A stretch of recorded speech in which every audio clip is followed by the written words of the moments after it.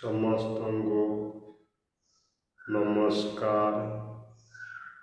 ଯାହାକି ପରମେଶ୍ୱର ଆଜି ଗୋଟିଏ ସୁନ୍ଦର ସମୟ ଦେଇଅଛନ୍ତି ଆପଣମାନଙ୍କୁ ସମସ୍ତଙ୍କୁ।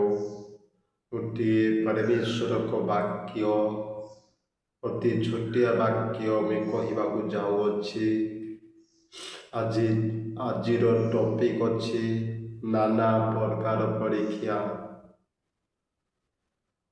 ଟପିକ୍ ଆମେ ଡାଇରେକ୍ଟ ବାକ୍ୟ ପଢ଼ିବା, ତାପରେ ଆମେ ଆଗକୁ ବଢ଼ିବା।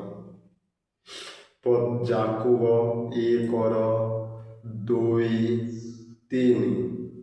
ହେ ମୋହର ଭାଇମାନେ, ତୁମେମାନେ ଯେତେବେଳେ ନାନା ପ୍ରକାର ପରୀକ୍ଷିତ ହୁଅ, ସେତେବେଳେ ତାହା ବିଶେଷ ଆନନ୍ଦ ବିଷୟ ମନେ କର।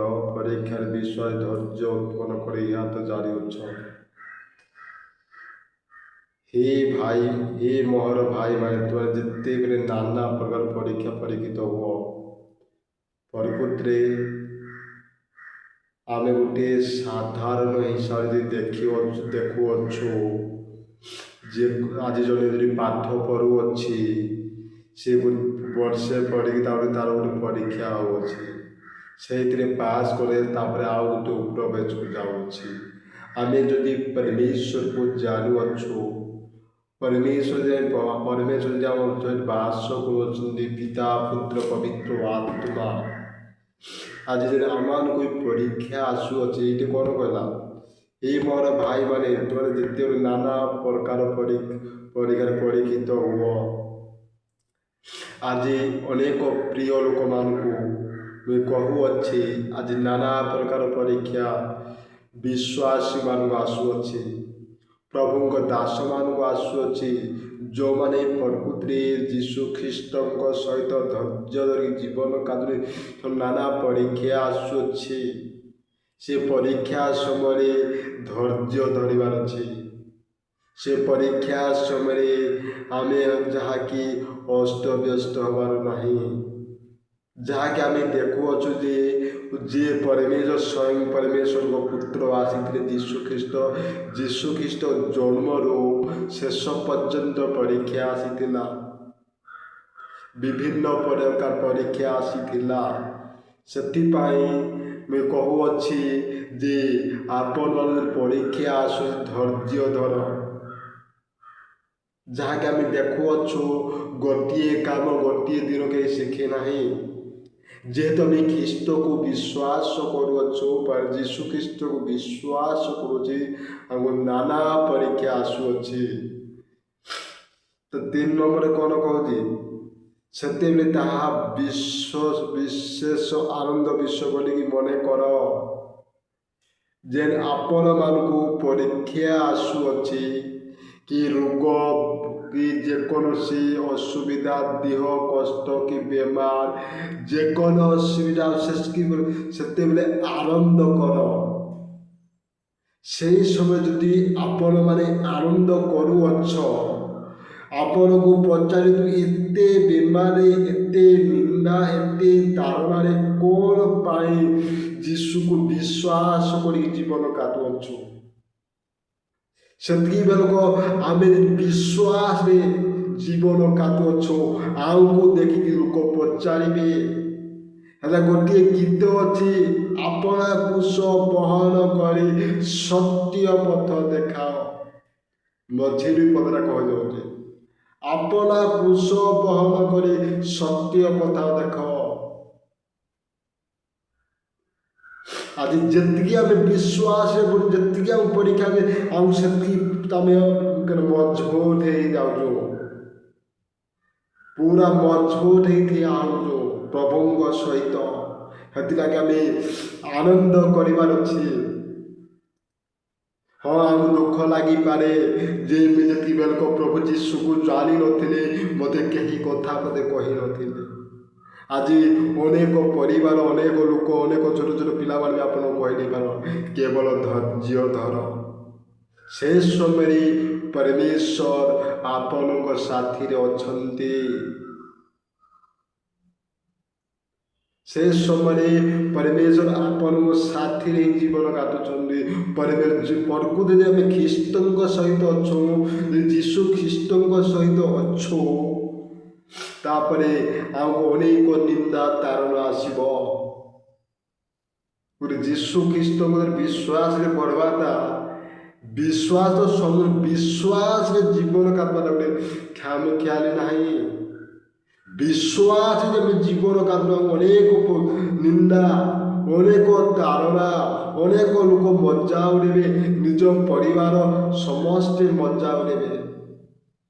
ସେଥିପାଇଁ ଆପଣ ଧୈର୍ଯ୍ୟ ସେ ସମୟରେ ଆନନ୍ଦ କରନ୍ତୁ। ଯେମିତି ଆମେ ଦେଖୁଛୁ ଆଇବର ପରୀକ୍ଷା କିଭଳି, ସେମିତି ତାର ପ୍ରଥମେ ଧନ ସମ୍ପତ୍ତି ସବୁ ଚାଲିଗଲା, ତାର ସନ୍ତାନ ମାନେ ମରିଗଲେ। ତାପରେ କ'ଣ କହିଲେ, ତା ନିଜ ସ୍ତ୍ରୀ କହିଲେ ପରମେଶ୍ୱରକୁ ପରିତ୍ୟାଗ କରିକି ମରେ ବୋଲିକି। ସେ କ'ଣ ପରମେଶ୍ୱର ମଙ୍ଗଳ ଗ୍ରହଣ କଲା, କ'ଣ ଅମଙ୍ଗଳ ଗ୍ରହଣ କରିଲା ବୋଲିକି ଆଇବ ନିଜେ କହିଲେ, ମୁଁ ଜଣେ ଆସିଅଛି ମାତାର ଗର୍ଭରୁ, ଜଣେ ହିଁ ଚାଲିଯିବି ବୋଲିକି ଆଇବ କହିଲେ। କେବଳ ଅମଙ୍ଗଳ ବୋଲି ପରମେଶ୍ୱରକୁ ସ୍ୱୀକାର କରି ବିଶ୍ୱାସରେ ରହିଲେ। ଯାହାକି ଯୋସେଫଙ୍କ ବିଷୟରେ ବି ଦେଖୁଅଛୁ, ଯାହାକି ଦାନିଏଲ ବିଷୟରେ ବି ଦେଖୁଅଛୁ, ମୂଷାଙ୍କ ବିଷୟରେ ଦେଖୁଅଛୁ। ବିଭିନ୍ନ ପ୍ରଭୁଙ୍କ ଦାସରେ ବ୍ୟକ୍ତି, ପ୍ରଭୁଙ୍କ ଦାସମାନେ ଆମେ ସେଇଭଳିଆ ଆନନ୍ଦ ବୋଲି ଭାବିବାର ଅଛି। ଯେତିକି ଆପଣଙ୍କୁ ନିନ୍ଦା ଆସୁଛି, ଯେତିକି ତାରଣା ଆସୁଅଛି, ଯେତିକି ସମସ୍ୟା ଆସୁଅଛି, ଆପଣ ସେ ସମୟରେ ପ୍ରାର୍ଥନା ଜୀବନ କାଟନ୍ତୁ। ଆପଣଙ୍କୁ ଦେଖି ଅନେକ ଲୋକ ପରିବର୍ତ୍ତନ ହେବେ। ଆପଣଙ୍କ ସାକ୍ଷ୍ୟ ଶୁଣିକି ଅନେକ ଲୋକ ଚେଞ୍ଜ ହେବେ। ଆପଣ ସମସ୍ୟା ଦେଇ ଜୀବନରେ ସେଠାରେ ଅନେକ ଲୋକ ଚେଞ୍ଜ ହେବେ।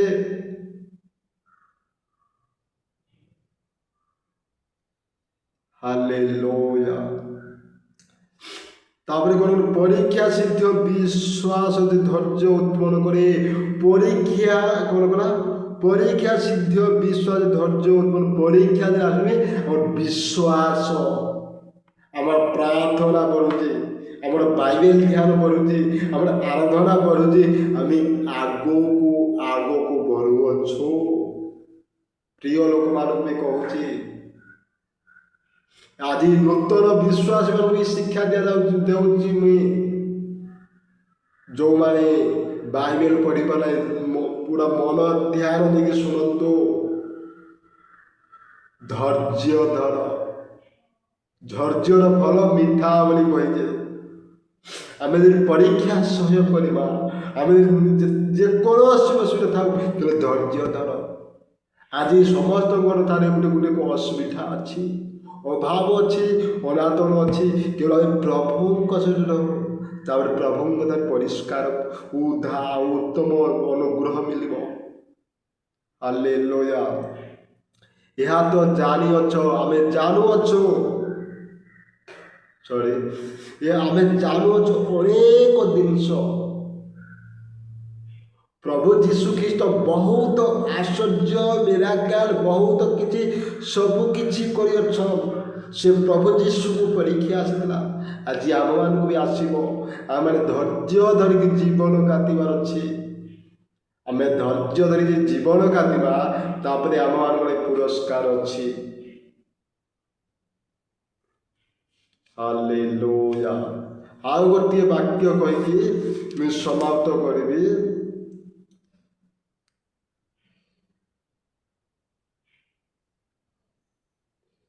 ଦ୍ୱିତୀୟ ତିମୋଥୀ 3:12। ପ୍ରକୃତରେ ଯେଉଁମାନେ ଖ୍ରୀଷ୍ଟ ଯୀଶୁଙ୍କ ସହଭାଗିତାରେ ଧର୍ମ ଜୀବନ ଯାପନ କରିବାକୁ ଇଚ୍ଛା କରନ୍ତି, ସେ ତାରଣା ଭୋଗ କରିବେ। ପ୍ରକୃତରେ ଜଣେ ଖ୍ରୀଷ୍ଟ ଯୀଶୁଙ୍କ ସହଭାଗିତା ଧର୍ମ ଜୀବନ ଯାପନ କରିବାକୁ ଇଚ୍ଛା କରନ୍ତି, ଯେଉଁମାନେ ପ୍ରକୃତରେ ଯୀଶୁ ଖ୍ରୀଷ୍ଟ ସହିତ ଜୀବନ ଯାପନ କରୁଅଛନ୍ତି, ସେମାନଙ୍କୁ ବହୁତ ତାରଣା ଆସିବ। କ'ଣ ପାଇଁ? ଆଜି ଆମେ ଯୀଶୁ ଖ୍ରୀଷ୍ଟକୁ ବିଶ୍ୱାସ କରିକି ସତ୍ୟରେ ଚାଲୁଛୁ, କାହାକୁ ଅନ୍ୟାୟ କରୁନାହିଁ, କାହାର ଅସୁବିଧା କରୁନାହିଁ। ଆମେ ଜଣଙ୍କର ମଙ୍ଗଳ ପାଇଁ ଚାହୁଁଛୁ। ସେଥିପାଇଁ ଆପଣମାନଙ୍କୁ ପରୀକ୍ଷା ଆସୁଅଛି, ଧୈର୍ଯ୍ୟରେ ଜୀବନ କାଟନ୍ତୁ। ସେମାନଙ୍କ ତାରଣା ଭୋଗ କରିବେ, ସେମାନଙ୍କ ପାଇଁ ତାରଣା ଭୋଗ। ଆଜିର ବହୁତ ବିଶ୍ୱାସ କରୁଅଛନ୍ତି, କିନ୍ତୁ ପରମେଶ୍ୱର ଆମେ ସତ୍ୟରେ ପବିତ୍ରରେ ଜୀବନ କାଟିବା ଆମକୁ ଅଧିକ ତାରଣା ଆସୁଛି। ଦେଖନ୍ତୁ ଆମେ ତାରଣା ଭୋଗ କରିଦେବି, ପଛକୁ ଫେରିବା ନାହିଁ। ସେଥିପାଇଁ ପ୍ରେରିତ ପାଉଲ କହିଥିଲେ ଯେ ମୁଇଁ ଅନ୍ୟାୟରେ ଆନନ୍ଦ ବା କିଛି ଲାଭ ନାହିଁ, କିନ୍ତୁ ମୁଇଁ ସତ୍ୟରେ ଯଦି କଷ୍ଟ ପାଉଛି ମୋର ଲାଭଦାୟକ ବୋଲି କହିଥିଲେ। ପାଉଲ ଗୋଟିଏ ଯାହାକି ବୋଲେ ଲିଡର ଭଳିଆ ଥିଲେ। ସେ ପ୍ରେରିତ ପାଉଲ କହିଲେ ଅନ୍ୟାୟରେ ବି ଆନନ୍ଦ କରିବା ଅପେକ୍ଷା ସତ୍ୟରେ କଷ୍ଟ ଉଠେଇକି ଆନନ୍ଦ କରିବା ପାଇଁ ମୋ ପାଇଁ ଲାଭ ଅଛି। ପ୍ରିୟ ଲୋକମାନଙ୍କୁ ବି କହୁଅଛି, ଆଜି ସତ୍ୟରେ ଆନନ୍ଦ କର। ଯେତେ ନିନ୍ଦା ଆସୁ, ଯେତେ କଷ୍ଟ ଆସୁଅଛି ଆସୁ, କେବଳ ସତ୍ୟରେ ଆନନ୍ଦ କର। ତାପରେ ପ୍ରଭୁ ଆପଣମାନଙ୍କୁ ଉତ୍ତମ ଭାବରେ ଉପରକୁ ଉଠାଇବେ। ବିଭିନ୍ନ ପ୍ରକାର ପରୀକ୍ଷା ଆସୁଅଛି, କେବଳ ଆପଣମାନେ ବିଶ୍ୱାସରେ ଜୀବନ କାଟନ୍ତୁ। ଆଜି ସମସ୍ତଙ୍କ ପଛରେ ଅନେକ ବିରୋଧୀ କହୁଛନ୍ତି, ପ୍ରଭୁଙ୍କୁ ଯେଉଁମାନେ ବିଶ୍ୱାସ କେବଳ ଭୟ କର ନାହିଁ, କିଛି ହେବ ନାହିଁ। ଆମର ସାଥିରେ ପିତା, ପୁତ୍ର, ପବିତ୍ର ଆତ୍ମା ଅଛନ୍ତି। ସେ ଯୀଶୁଖ୍ରୀଷ୍ଟକୁ ଆମେ ବିଶ୍ୱାସ କରିଅଛୁ। ସେ ଯୀଶୁଖ୍ରୀଷ୍ଟକୁ ନିନ୍ଦା ହେଇଥିଲା, ସେ ଯୀଶୁଖ୍ରୀଷ୍ଟକୁ ତାରଣା ଆସିଥିଲା। ଆଜି ଆମମାନଙ୍କୁ ବି ହେଉଅଛି। କେବଳ ଆମ ବହୁତ ପୁରସ୍କାର ଅଛି, ଆଶୀର୍ବାଦ ଅଛି। ହାଲେଲୁୟା। ପ୍ରାର୍ଥନା କରିକି ସମାପ୍ତ କରିବା। ହାଲେଲୁୟା। ଧନ୍ୟବାଦ ଯୀଶୁ। ପରମେଶ୍ୱର ନାନା ପ୍ରକାର ପରୀକ୍ଷା ଆସୁଅଛି ବାପା, ଯେତେ ପ୍ରଭୁ ସେ ଶୁଣୁଅଛନ୍ତି ପବିତ୍ର ପ୍ରତ୍ୟେକ ଦେଖୁଛନ୍ତି ତୁମ ମାଧ୍ୟମ ପ୍ରଭୁ ସମସ୍ତଙ୍କୁ ଆଶୀର୍ବାଦ ବାପା। ଏହି ବାକ୍ୟରେ ବିଶ୍ୱାସରେ ଧୈର୍ଯ୍ୟ ଧରି ଜୀବନ କାଲି ପବିତ୍ର ସମସ୍ତଙ୍କୁ ସାହାଯ୍ୟ କର। ଧନ୍ୟବାଦ ଯୀଶୁ ବାପା। ପ୍ରାର୍ଥନା ଶୁଣି ଛୋଟ ପ୍ରାର୍ଥନା ରୂପେ ଯୀଶୁ ମାଗୁଛି, ଆମେନ୍।